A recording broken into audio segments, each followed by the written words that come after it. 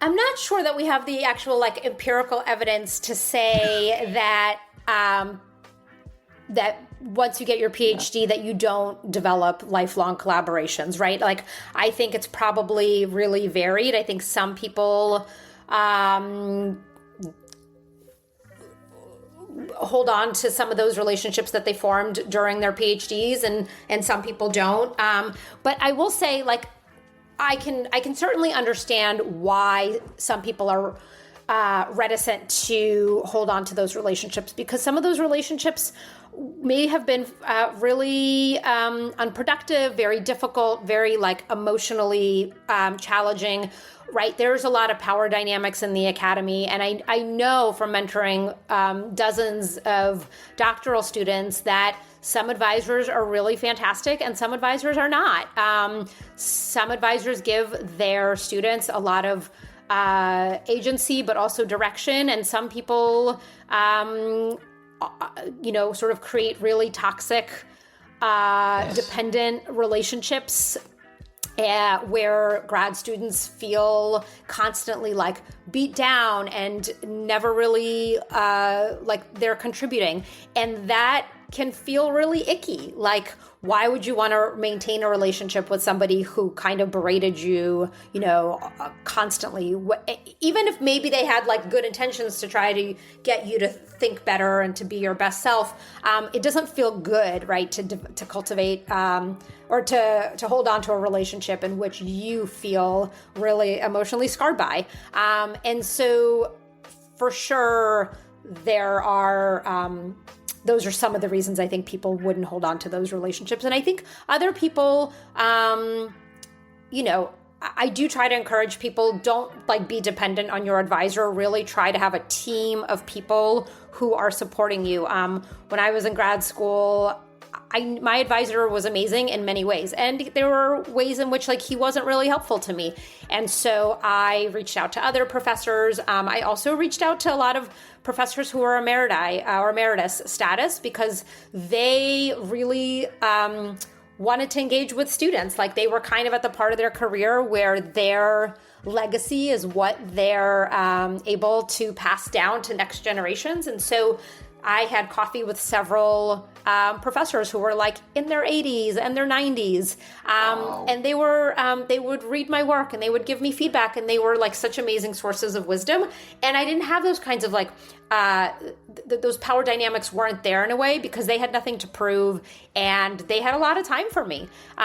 So yeah, my advice to people is like, if your relationship with your advisor is not working out, like, make sure you are really diversifying the people who are on your team. Yes. And hopefully those relationships will carry on as you pursue your career, regardless of whether you stay in academia or not.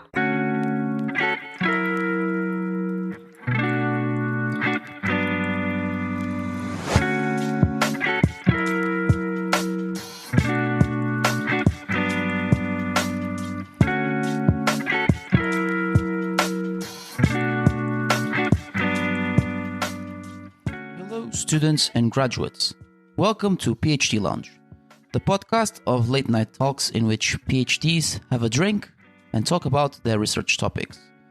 I'm your host Luis, and first and foremost, welcome to the new academic year. Whether you're a PhD, MA or undergraduate, congratulations on entering or continuing your further educational journey. As for PhDs, I wish you all the best throughout your doctoral journey, where you will face many setbacks and challenges that are insightful and can help you to overcome and share your mindset as a researcher. I have great news to share with you. Back on the 18th of September, I successfully defended my PhD in ancient history regarding cultural hybridity and the third space to study cultural interactions and cities built under Greek, Parthian, and Roman rule in Syria and Mesopotamia. In summary, I was engaged in an academic debate with my external and internal examiner, discussing ideas and answering harsh questions about my research. Several of them were out of the blue, where I wasn't expected to answer them.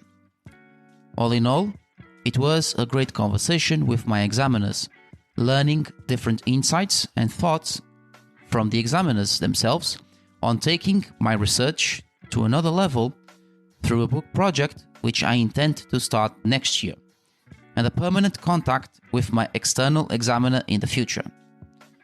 The result of my Viva voce was a pass, where my dissertation meets the level of independent doctoral research, and the 6-month correction, which I have to resubmit until the 22nd of March 2026.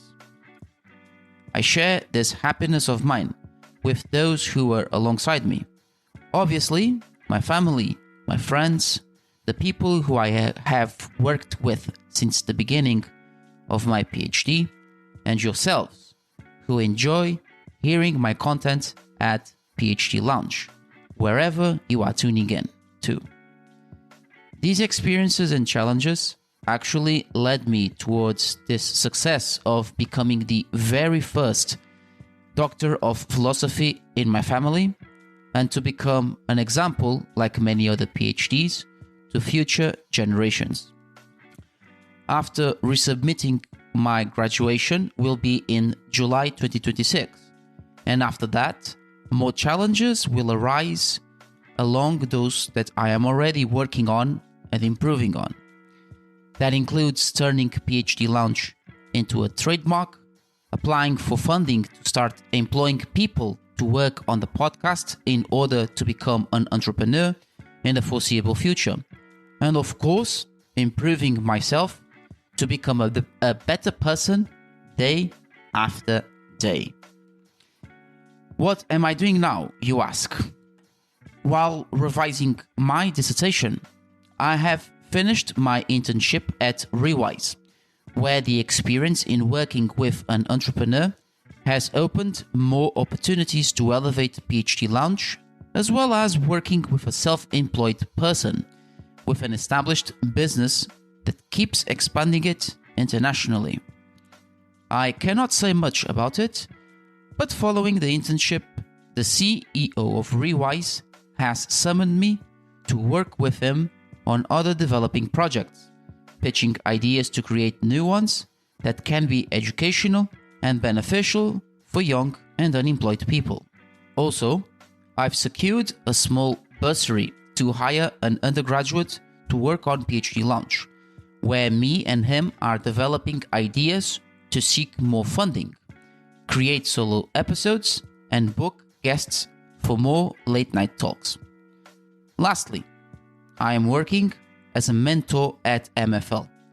In brackets is Modern Foreign Languages, mentoring for pupils about culture and languages regarding their significance not only in English-speaking countries, but also in training their brain to absorb and expand knowledge about someone's culture and language. So after this introduction, it's time to invite you to a new session at the PhD Lounge. This time is a solo late-night talk, and it's more of a personal reflection and not part of the PhD Iceberg Explained series. I've been planning it for months before my thesis submission and preparation for the Viva, thinking about what points are more important to discuss and share with you about being a PhD in a time of uncertainty in the education industry. There are many aspects I've researched and read about undertaking a PhD, and my opinion towards them was reduced into 4 major points, and which I think it connects with many of us who are PhDs and post-PhDs. And I hope one of these 4 points, or all of them, resonates with you. So, students and graduates, grab yourselves drinks and snacks, have a seat, and let's introduce the following late-night solo session with a question. What does it mean to be a PhD in the 21st century?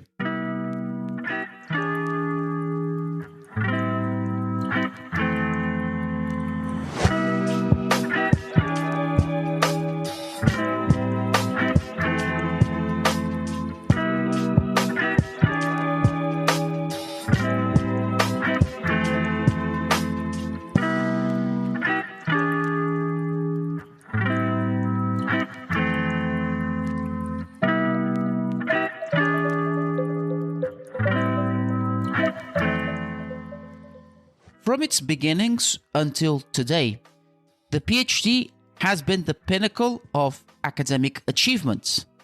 Candidates have the chance to provide top-notch and deep research, sharing their findings with undergraduates and master's students.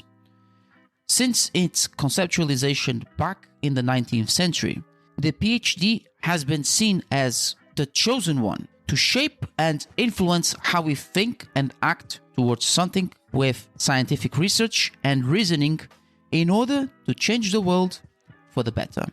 While anyone with a PhD uses their knowledge and skills to change the mindset of the world's population, the degree and the title doctor has changed in the 21st century, whether for the worse or for the better.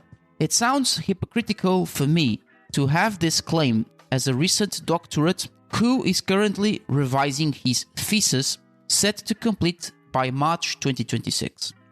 However, obtaining a PhD goes beyond writing and producing research on a piece of paper and holding the title doctor within your field.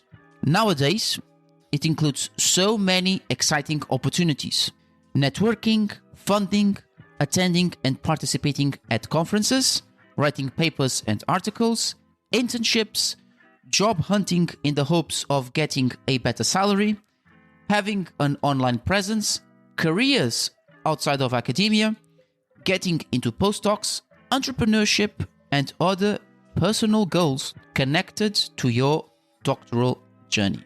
For example, we look at various PhDs who have jobs outside of academia and even have their own solid businesses, including one of my last guests, Elena Hofer, who has a STEM PhD and runs Alma Me, or Andy Stapleton, who has a reputable YouTube channel talking about different topics around PhD in STEM, AI software, realities of doing a PhD, and more.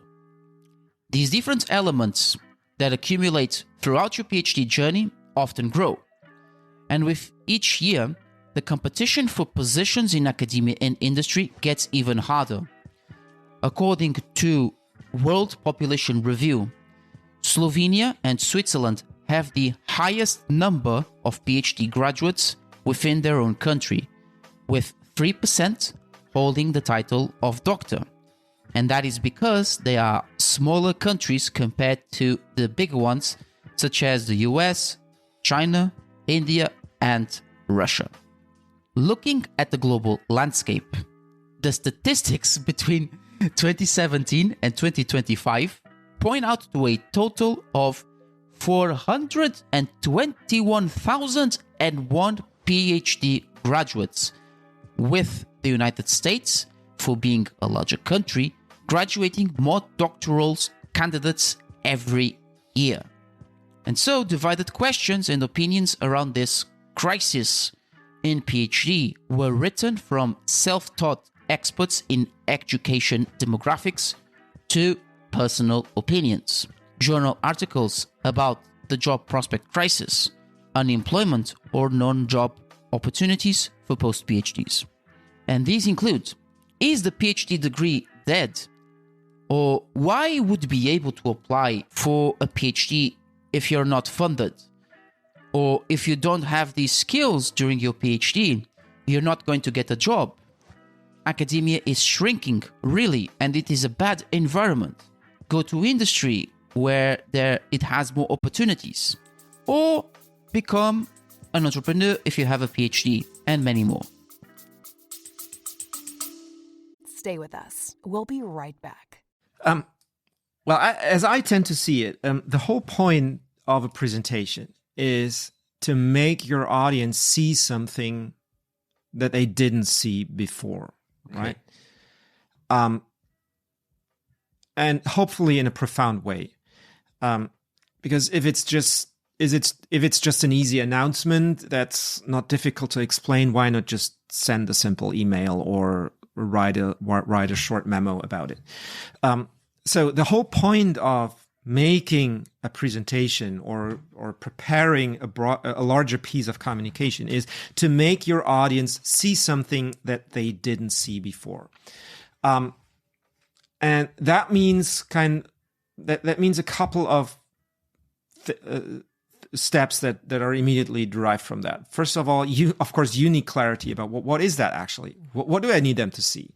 And you'd be surprised to learn how few people, not exclusively, but particularly in the science community, Yes. wouldn't be able to say that, to give a concise answer to that. So what is it that you actually want your audience to see? So, and once you've nailed that or have clarity for yourself what that is, you can ask the second question. So why don't they see it already? What do they see? What do they see that I don't? And what do they miss that I see already? And once you have that, you can kind of build a path between those 2 points. And the ultimate goal of a presentation is to lead them to what I would call the point of no return, which would probably coincide with that aha moment where you've told them everything that helps them really see what you wanted to make them see, where there is no going back for them because they've seen it in a way that they cannot unsee it anymore, and where it makes total sense because you've explained it in a way that makes sense using words that they can understand, using images and metaphors that they are familiar with. Yes, something that is more exactly. It's more something that they are more familiar with. Something that is more common as they've seen, whether on TV or on YouTube. Something, in a sense, it's more of a touristic point of view. It's kind of like when they go to an event, they're attending a speaker. And you feel like I'm a tourist here and I want to hear what you have to say. And then something comes up and they say something that sparks them and I say, aha, that's what I want to know. And so basically, and that is that is a great approach, and that is so starkly different to what most people do.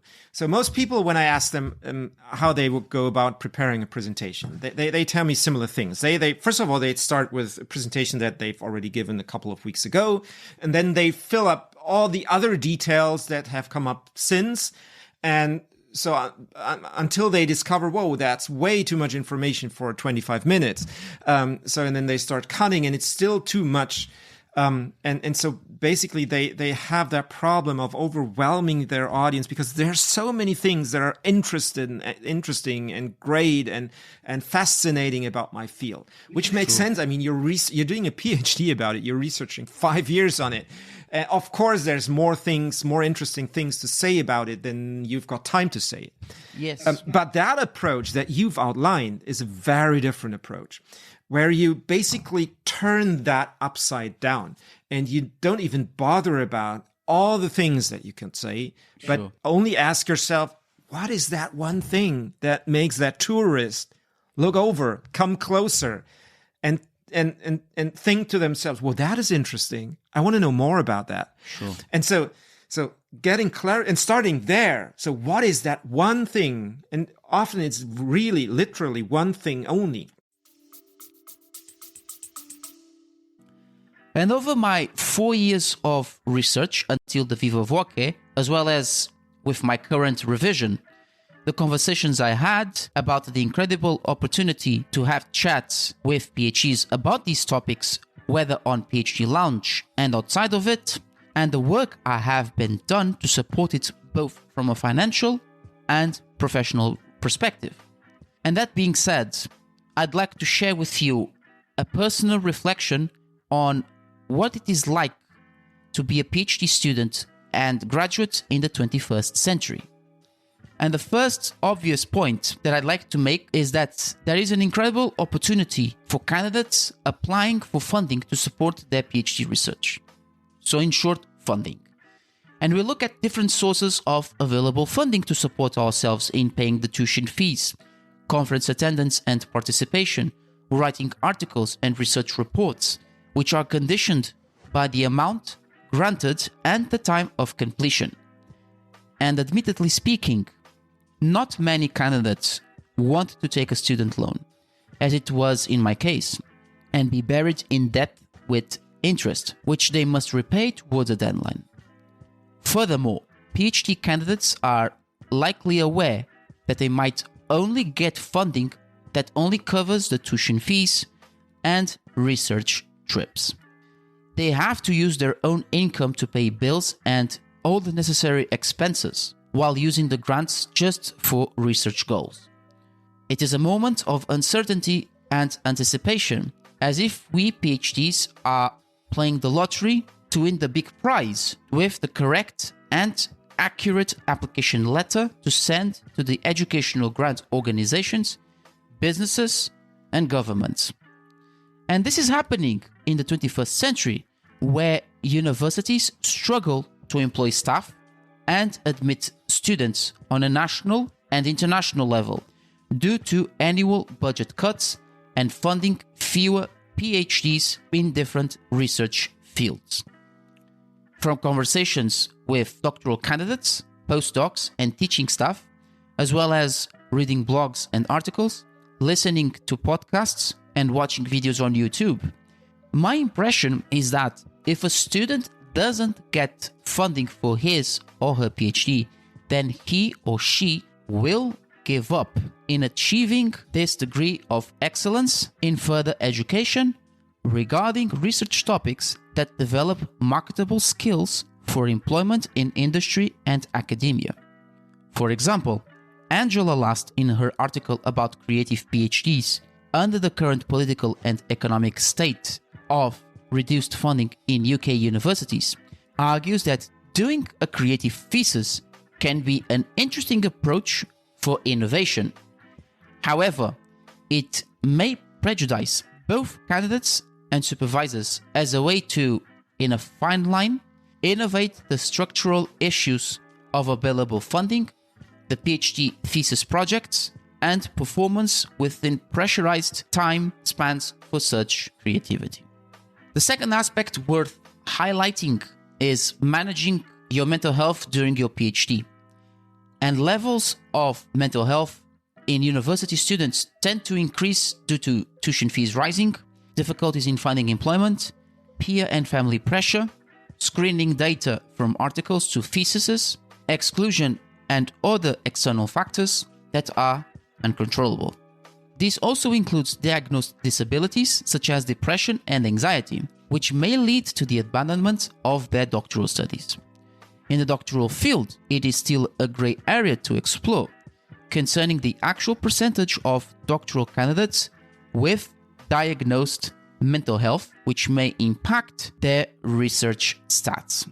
That percentage is around 24% of clinically PhDs with poor mental health regarding depression, 17% with anxiety, according to a 2021 meta-analysis and review of depression, anxiety, and suicidal ideation among PhD students conducted by Satinsky, Kimura, Young, et al.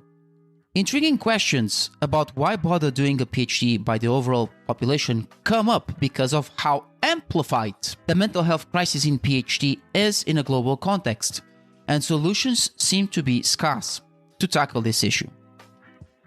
Just having a drink on my PhD lounge mug. So back to the topic. I am not a psychologist, nor a coach to help you to provide solutions or medications to reduce the level of depression and anxiety. But as a PhD, it is a priority to pause your research studies due to your mental health and consult a professional.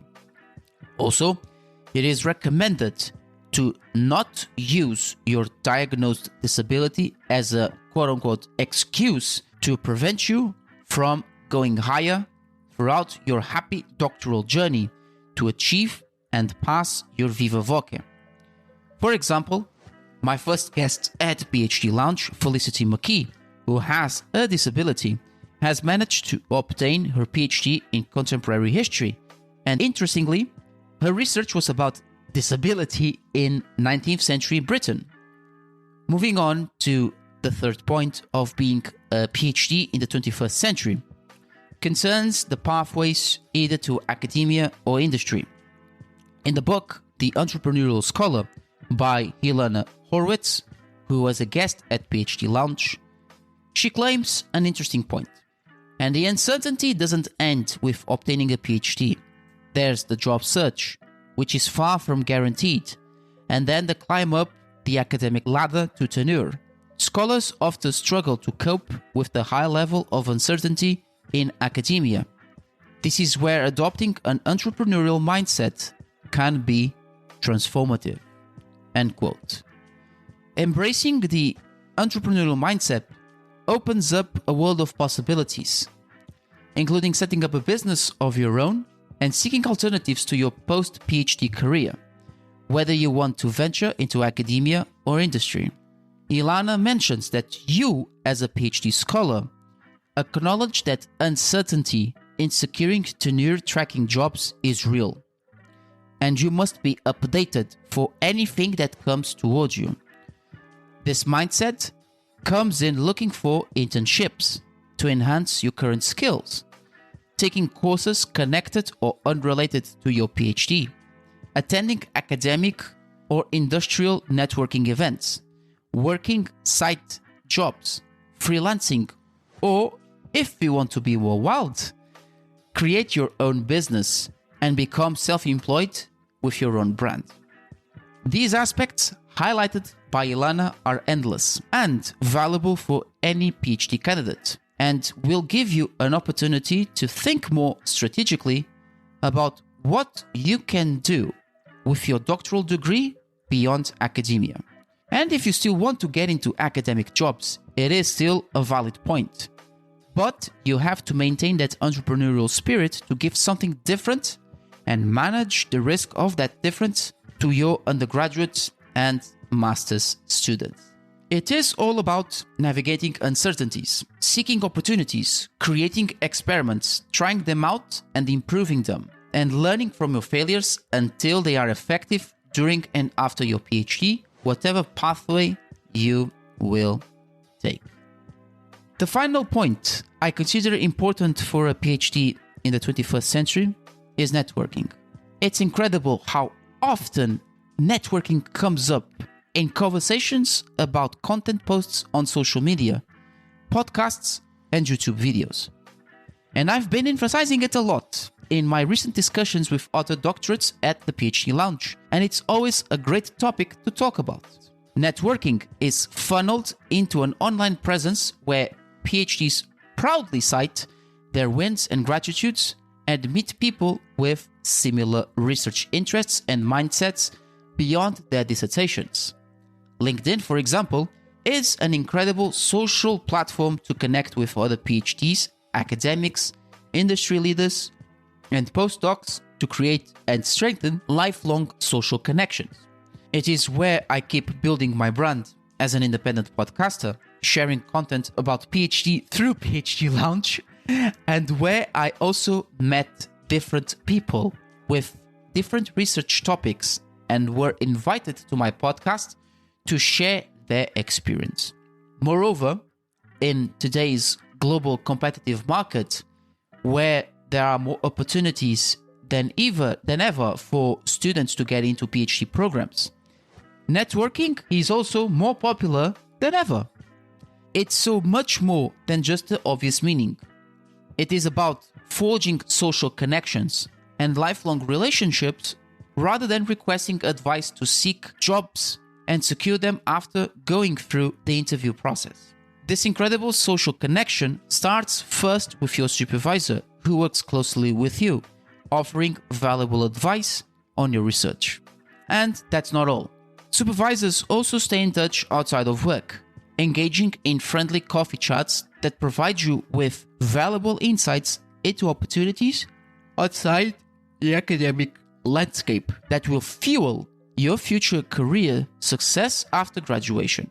Their ongoing support is there for you, helping you navigate challenges both socially and professionally, becoming your henchman to forging stronger connections with other academics and industry professionals. As Pham mentions, networking is about social connections rather than transactional relationships. They take time, of course, but they can be advantageous for job prospects, and they only work based on your actions, your communication strategies, your online presence, your patience, and whom you want to network with around your research field. This latter aspect is significant because PhD networking in the 21st century isn't connecting randomly with anyone. Instead, it's about forging incredible, long-lasting social connections with like-minded individuals who share research interests and similar career goals. And so, after sharing these 4 main points I consider important for a PhD as well as post-PhDs in the 21st century, you then may ask various questions when you're uncertain to go for this degree, such as, why bother studying for a PhD when I am overqualified for many jobs?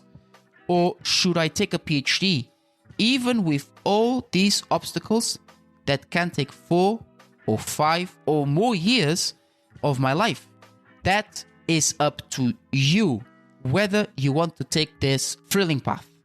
Indeed, it's not easy, and not many of you want to endure this silent journey.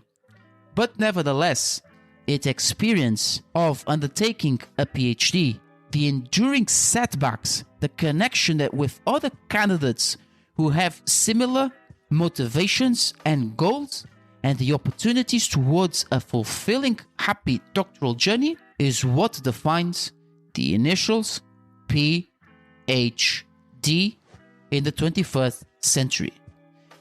All I can say to you is all the best, whether or not you want to join the movement. And with that, I wrap up this late night talk.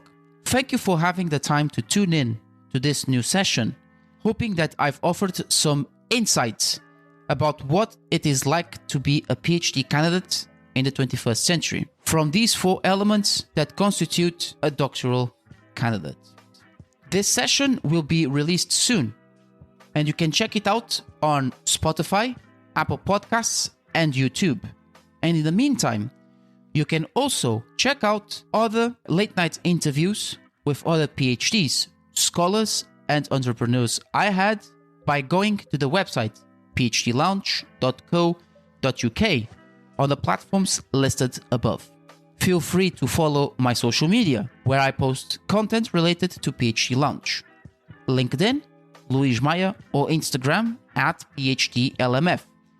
And last but not least, if you're a PhD, postdoc, scholar, or an entrepreneur, and would love to share your doctoral experience or having business partnerships with PhD Lounge, you can send me an email at luisphdlounge@gmail.com or DM me on my socials. Thank you all for tuning in. It has been a pleasure.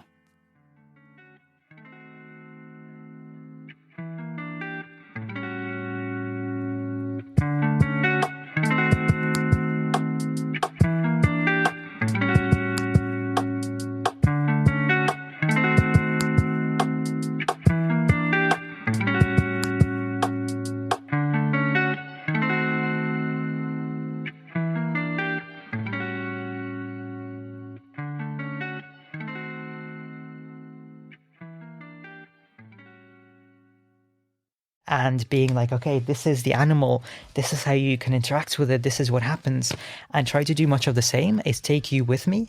And it's all very much kind of quite casual, I guess, in the diary format. And it started actually not even as film or as videos or anything like that. It started as articles. I used to write articles for magazines. Oh, okay. It started at school, actually, when I was back in Spain. Then when I moved to boarding school in England, I wrote for the school magazine.